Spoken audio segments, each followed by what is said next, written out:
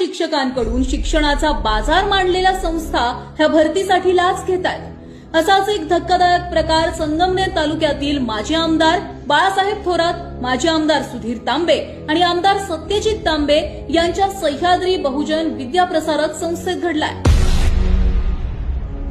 विशेष बाब म्हणजे नाशिक पदवीधर मतदारसंघाचे आमदार सत्यजित तांबे यांच्याच संस्थेत शिक्षण क्षेत्राला काळीमा फासणारा हा सगळा प्रकार उघडकीस आलाय।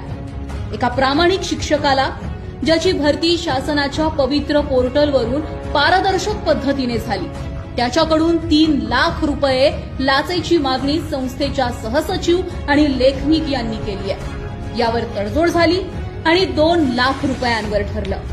त्यातील 50,000 रुपये रोख स्वीकारताना नाशिक लाचलुचपत प्रतिबंधक विभागानं दोघांनाही रंगेहात पकडलं। हे कसल्या शिक्षण संस्थेचं लक्षण आहे? जर शिक्षक म्हणून काम करायचं असेल तर पवित्र पोर्टलच्या माध्यमातून पात्र ठरूनही पैसे द्या अशी मागणी केली जाते। ही संस्था आमदार सत्यजित तांबे यांच्या मालकीची आहे। मग प्रश्न असा उपस्थित होतो की आजपर्यंत शिक्षक होण्यासाठी पैसे द्यावे लागतात हे ऐकलं होतं, पण आता शिक्षक झाल्यानंतर देखील पैसे द्यावे लागतात।